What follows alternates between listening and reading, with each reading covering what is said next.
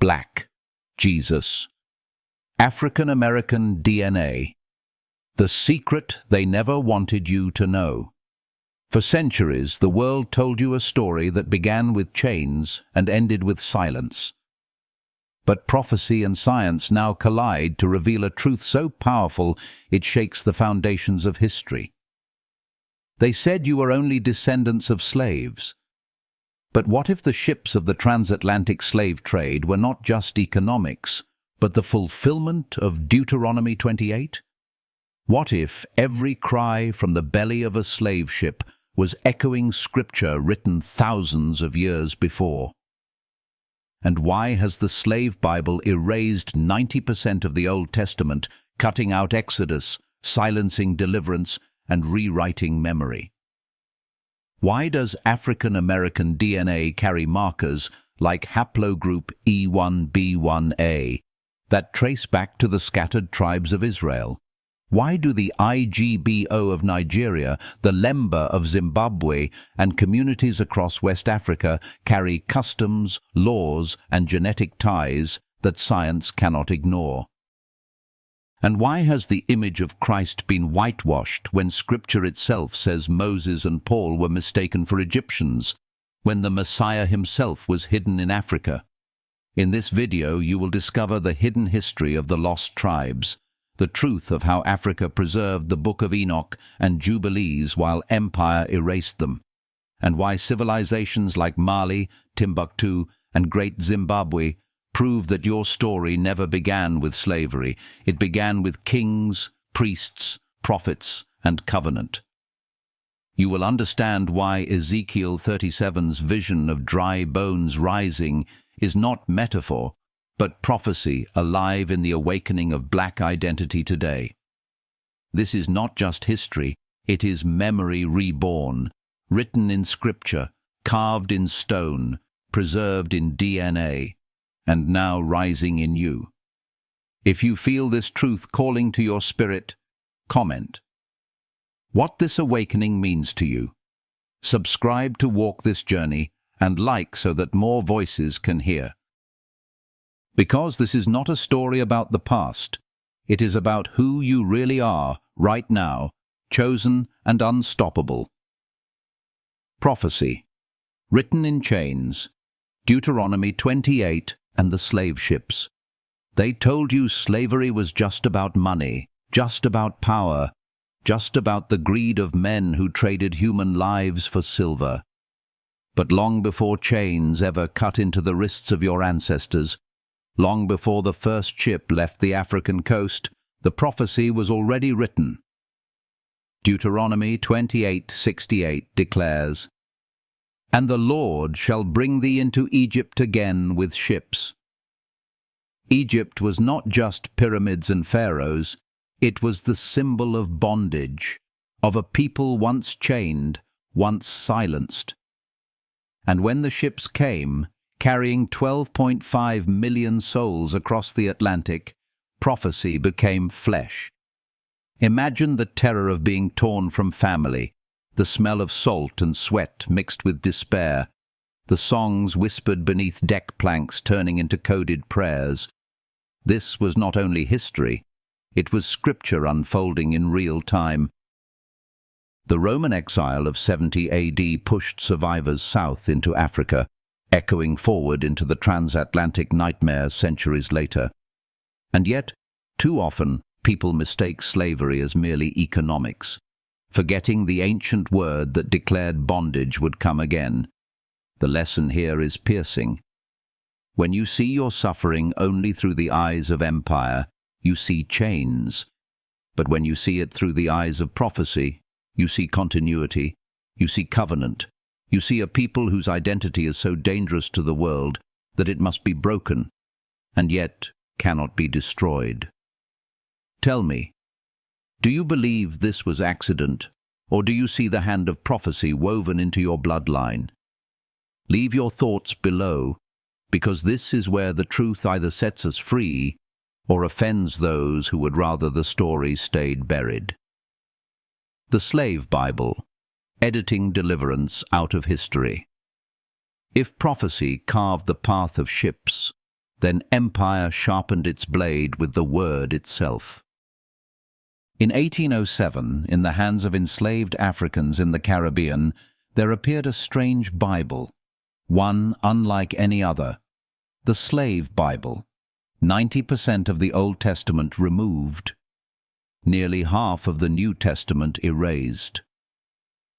Exodus, the heartbeat of deliverance, completely gone. What was left? Repeated commands like, "Servants, obey your masters." Imagine opening a sacred book and finding your God stripped of his power to free. This was not an accident. This was engineered amnesia. The empire feared Exodus more than rebellion because Exodus taught that no pharaoh, no master, no whip could claim eternal authority. To silence deliverance was to silence memory, to cut the root from the tree so the branches wither. But memory is stubborn. Enslaved voices sang coded songs. "Go down, Moses, way down in Egypt's land. Tell old Pharaoh, let my people go." Though Exodus was erased from ink, it remained alive in melody, alive in the breath of those who refused to forget. The mistake of history has been to think Scripture was weapon only for the oppressed. No, it was sharpened also by oppressors, twisted into chains of words. The lesson: when others edit your story, they do not just take verses, they take vision. To reclaim your story is to reclaim your deliverance. Do you see how deep the deception went? Comment with your voice, because silence is the ally of chains, but speech is the echo of freedom. Africa in the foundation of Scripture, not a backdrop, but a sanctuary. And yet, even as empire erased, God restored. Africa was not a footnote in the Bible. Africa was sanctuary, refuge, the very womb of providence. Eden's river Gihon flows around the land of Cush, Africa. Joseph, betrayed by his brothers, rose to power in Egypt, saving nations from famine. Moses, adopted into Pharaoh's house, delivered his people with the strength forged in Africa's soil. And when Herod hunted the infant Christ, the angel spoke, "Out of Egypt have I called my son."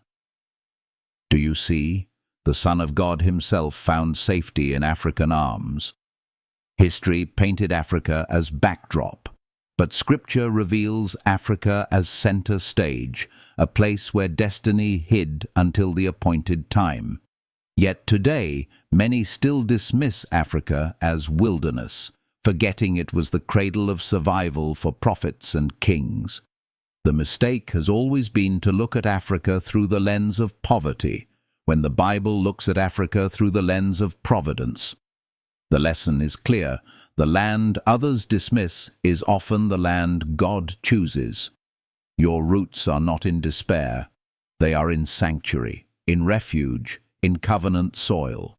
When you recognize Africa in Scripture, you recognize yourself in Scripture, and this recognition heals, it lifts, it restores what chains tried to erase. Do you understand now why remembering matters? Share your thoughts below, because when we speak of Africa, we are not speaking of loss. We are speaking of sanctuary, of promise, of a people preserved for such a time as this. The Scattered Tribes, from Jerusalem's Fall to West Africa. 70 AD. The temple burns, Jerusalem trembles, and a people are scattered to the winds. Soldiers storm the streets, and mothers clutch children as flames swallow the holy city.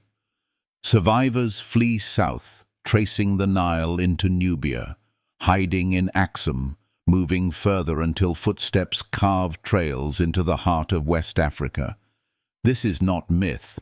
This is history whispered in oral traditions, remembered in Sabbath fires, echoed in the circumcision rituals of Igbo, Yoruba, and Ashanti. In the kitchens of Africa, dietary laws shaped by Levitical codes were passed down long before missionaries claimed to bring the new faith. Oral history tells of ancestors who came from the East, bringing stories of a temple, of laws, of a covenant. Imagine the strength it takes to carry not just your body, but your memory across deserts and rivers, across centuries of exile. Too often, scholars dismissed these echoes as coincidence, but coincidence does not survive for thousands of years. It is memory encoded in tradition, hidden in proverbs, alive in the rhythm of drums. The lesson here is simple but powerful. When the map changes, memory becomes the map. This is why identity cannot be erased. Tell me, do you see the connection, or do you still believe exile left no trace? Comment your truth, because when voices join together, dry bones remember. DNA as witness. Science meets prophecy. In the silence of a laboratory under microscopes and machines, prophecy whispers again. Haplogroup E1b1a, a marker strong in West and Central Africa, is also the dominant line carried into African American blood. Science uncovers what prophecy proclaimed. The descendants of a scattered people bear testimony in their cells. Albert Perry, a man who lived and died in South Carolina, carried DNA so ancient it shocked researchers, older than the so-called scientific Adam. Within his bloodline were whispers of migrations, of covenant, of ancestry older than the pyramids. Compare this with the Igbo, the Lemba of southern Africa, the Beta Israel of Ethiopia, and modern Jews. Genetic markers overlap, proving kinship across continents. And yet, genetics alone does not define covenant. Bloodline is memory, not merit. Prophecy teaches that what is written in the heart matters more than what is coded in chromosomes.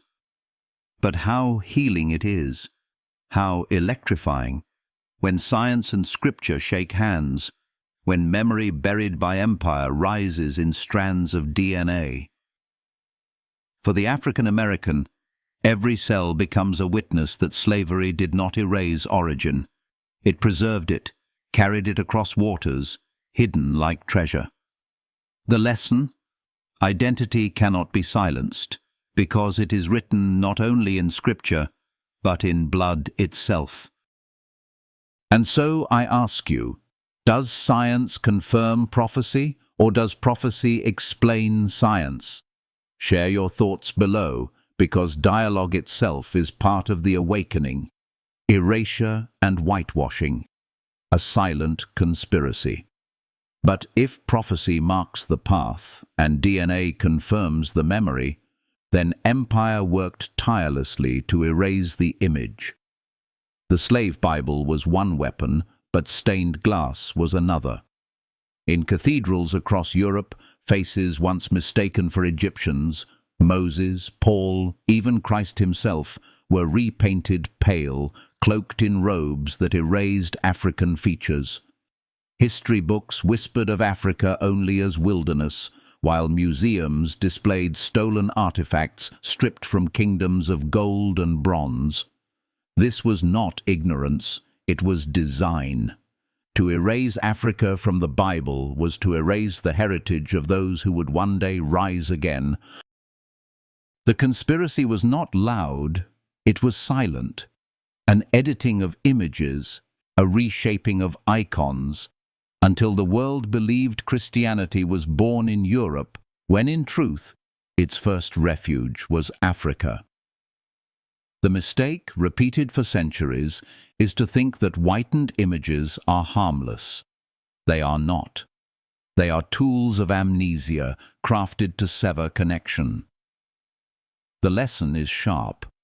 Christ does not erase heritage, he restores it. He does not bleach identity, he sanctifies it. And when we peel back the layers of paint, we see a truth that heals. You are not outsiders to the covenant, you are part of the covenant. Do you see now why identity was rewritten? Because a people who know who they are cannot be enslaved twice. Speak your heart in the comments, because to reclaim the image is to reclaim the memory, and to reclaim the memory is to reclaim freedom. Ethiopia and the wider canon. Books Empire. Hid. There is a reason Ethiopia shines like a beacon in biblical memory. While Empire trimmed the canon, Ethiopia preserved it. Not 66 books, but 81. Not a fragmented story, but a full library. Enoch, Jubilees, the Kebra Nagast, texts that carried visions of angels, of origins, of a covenant deeper than the watered-down version Europe spread. Imagine the Ark of the Covenant itself, resting in Axum, guarded for centuries, hidden from armies and looters, a symbol of defiance against Empire's edicts. Ethiopia never bowed to Rome, never surrendered its testimony. This is why the nation became a living archive, a witness that the African Church preserved what others suppressed.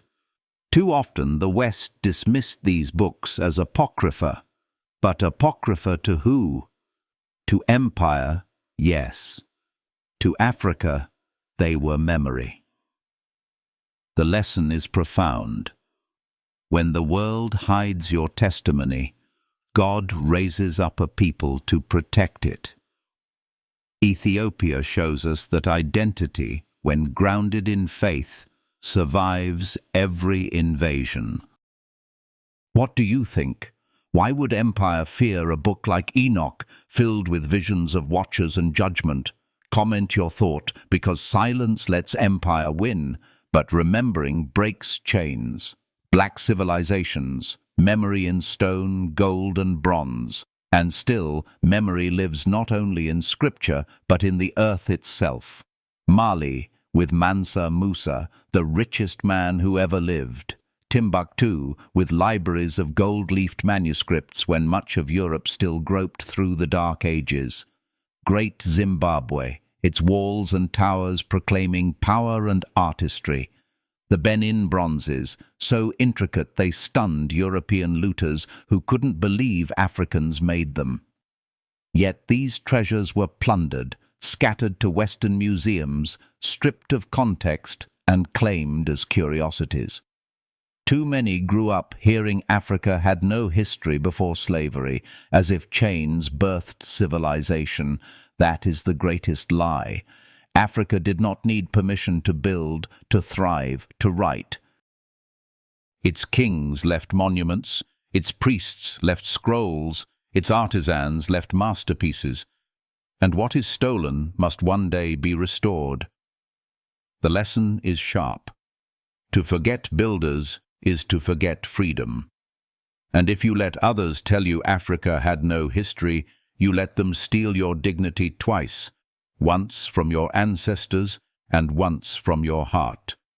Look at the ruins, the gold, the manuscripts, and see not ruins, but reminders. Memory carved in stone is memory no conqueror can erase. Tell me, do you still believe Africa was silent before chains? Or do you see the voice rising from the dust? Dry bones. Rising. Ezekiel 37. Awakening in real time. Ezekiel stood in a valley filled with bones, scattered, dry, lifeless, and God asked, "Can these bones live?" Today the answer is alive in the awakening of a people who were told they were only slaves, only shadows, only victims. In African American communities you see fringes hanging from garments, Sabbath candles lit in homes, ancient prayers whispered again. Hebrew roots stirring, DNA resonating with prophecy. This is not a trend. This is not nostalgia. This is prophecy maturing.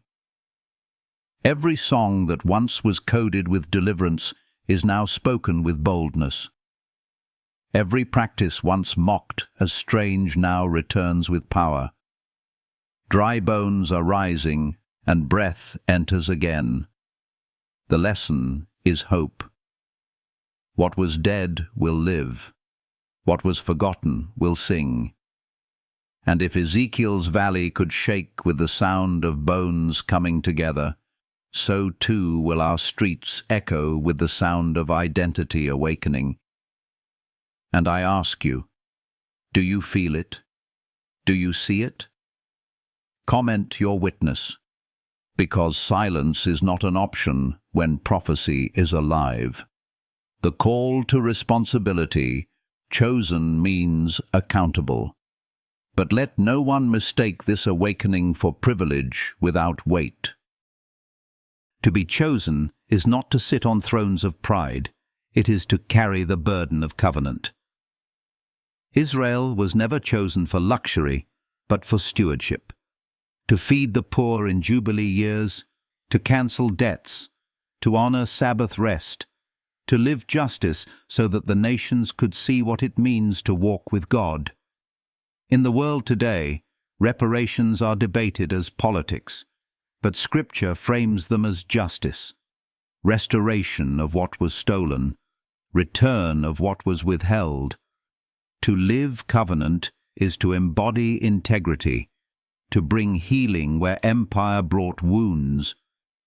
Being chosen is not to boast in bloodline, but to live in obedience, in compassion, in love that confronts injustice. The lesson is urgent.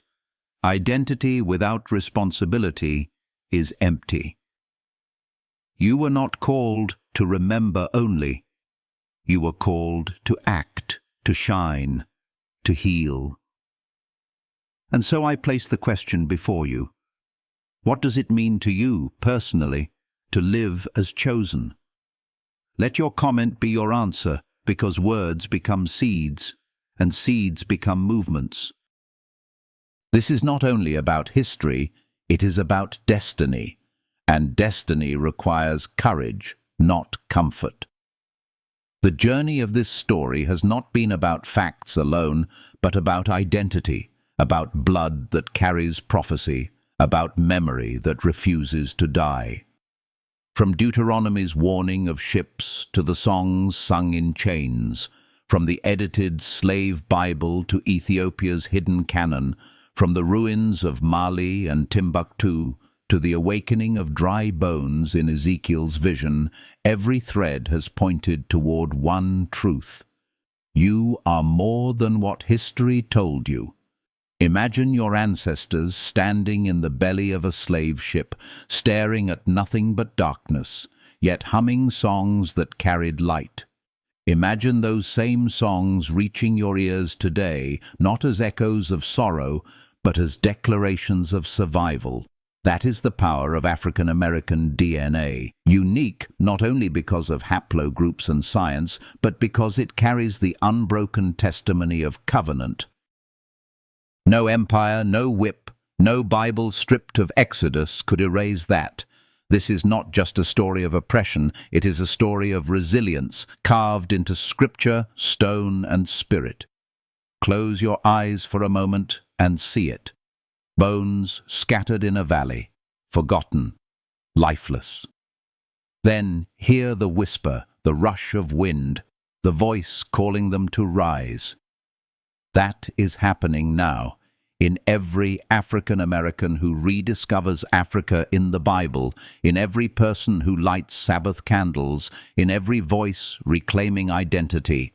Dry bones are not just rising, they are dancing, they are singing, they are breathing destiny. This is why the world worked so hard to erase Africa from the story, why stained glass painted faces white, why libraries were looted. Because if you remember who you are, if you see Africa as sanctuary, if you recognize yourself in the covenant, then no chain can hold you twice. This is not just history, it is prophecy alive. And prophecy demands a response. To be chosen is not to boast, but to bear responsibility. Responsibility to live with justice, to honor rest, to walk in integrity, to heal wounds that empire left behind. Responsibility to lift others, to build where ruins lie, to bring light where darkness once ruled. You are not called to sit in nostalgia, you are called to act. And when you act, history bends, prophecy unfolds, destiny breathes. Now the question rests with you. Will you see yourself only as a descendant of slaves, or will you see yourself as the heir of kings, priests, prophets? Will you remain silent, or will you speak, comment, share, ignite this conversation so others awaken too? Speak your truth in the comments, because when voices rise together, dry bones shake, and a nation is reborn. What do you believe about your true identity? Do you see prophecy in your DNA, or do you think it's just coincidence? Let your heart answer, and let your answer heal someone else. If this video has stirred your soul, if it has brought light into a dark place, if it has reminded you that you are not forgotten, then I invite you to give a little energy back. A like, a subscribe, a share is not just support. It is a declaration that truth matters, that memory matters, that prophecy still lives. And if you feel this word has given you strength, consider offering even the smallest gesture of support so these messages can continue. Every act, no matter how small, is priceless because it is fuel to keep the voice alive, to keep telling stories empire tried to erase. You are not the curse. You are the covenant. You are not erased. You are remembered. You are not broken. You are chosen. Walk in that truth. Carry it daily. Speak it boldly. For the world waits for you to remember who you are. And when you do, chains break, nations tremble, and prophecy sings. This is not just a video.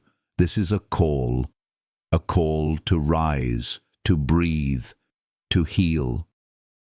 So type your voice below, subscribe for the next revelation, and share this truth like fire. Because this is your exodus, this is your awakening, this is your return. And I thank you with all my heart for walking this path with me.